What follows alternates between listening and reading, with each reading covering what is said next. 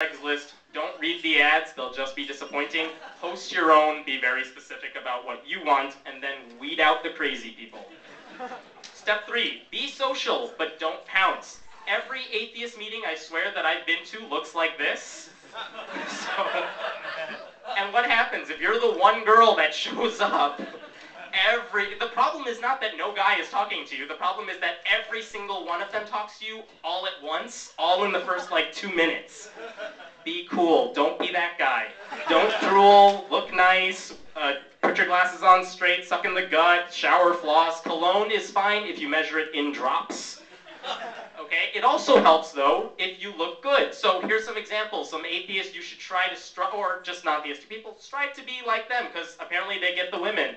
They love this guy. Or better yet. Or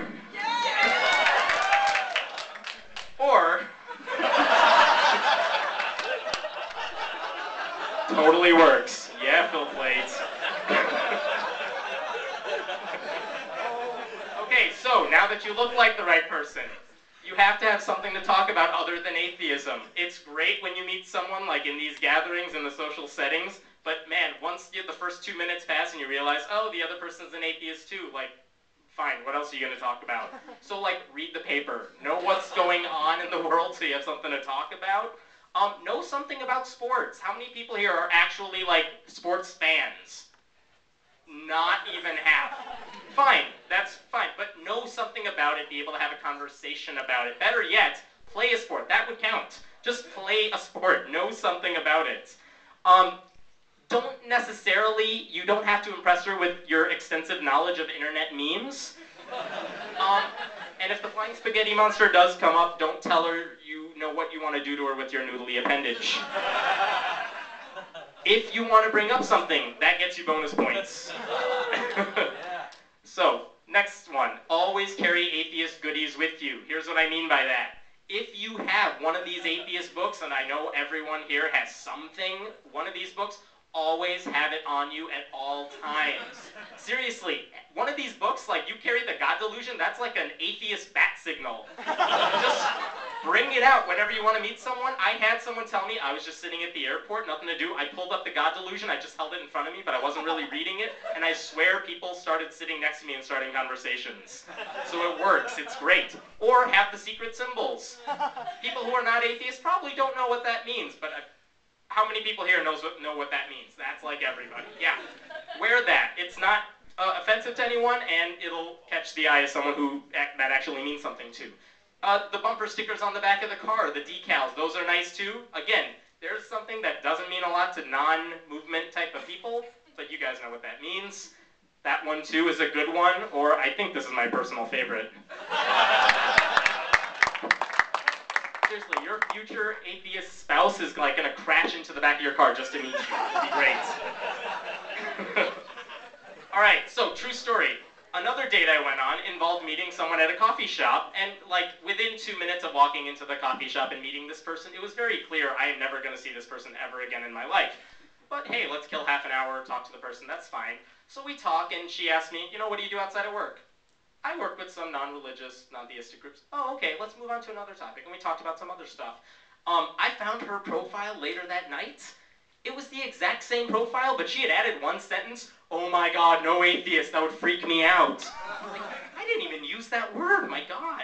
But this does bring up a good point. It's important to know that the other person's not going to get freaked out by you not being religious. So it's important to gauge how atheistic they are. And that's even goes within this crowd. There's a difference between like a very hardcore aggressive atheist and someone who's like, yeah, I don't think there's a God. That's about all I think about it. So you want to know. So, you know, it helps. You want to know, toss out some words. You want to get a good gauge of what they think. So use words like secular and agnostic and see how they react. If they react like that, that is no good. But if they pass, if they smile, good, good, keep going. So then you try something a little more. How about humanist or pastafarian? If their reaction is like that, probably not the person you want to talk to. That's no good. But if they give you a positive response to that too, then you throw out like Peasy Myers. And what's the response there? If the response is like that, probably not so good, but if it's like this, hey, you found your soulmates. Number 8, don't assume you know anything else just because you know the person is an atheist. Don't make the mistake of stereotyping the person just because you know one thing about them. We've heard it before, but atheism is one answer to one question and nothing more. So you gotta, don't assume other stuff. Not all atheists are swingers. Some of them don't want to get married. Some of them may not want to have babies. Some of them may not be pro-choice. And, you know, not all of them voted for Obama either. It's important to just figure out, okay, yes, they're an atheist, but do we have other things in common depending on how important they are to you? Number 9, don't discount someone just because he or she is a theist. So one quick story, and I'm wrapping up soon. There's a girl named Kate who wrote to me a couple years ago, and she said you might be interested in this story. She said, I met this guy named Eric in my Spanish class last year, and you know, we started talking, they kind of flirted, and they liked each other. So after the class ended, they kind of sent each other Facebook messages and stuff without actually friending each other. Then they decided, well, let's friend each other and stuff, so they did. And Kate, who was an atheist, found Eric's profile, and it had Bible verses all over it. Oh. Eric saw her profile, and it said atheist on it. But they were like, well, maybe that's not a big deal. Let's go out on a couple dates and test this thing out. So they went out a few times, and it turned out they had so much else in common that they enjoyed spending time with each other. So they kept dating, and like, parents got involved. Her parents of the atheist girl, Kate, they were okay with her dating him. His parents were pretty fundamentalist about stuff, and they told her she was going to hell.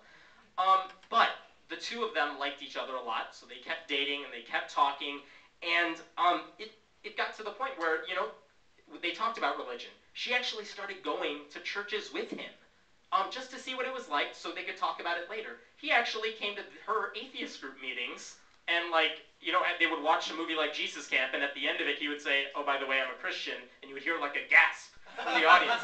Jesus Camp did nothing for them, but a Christian in their midst, like, oh my God.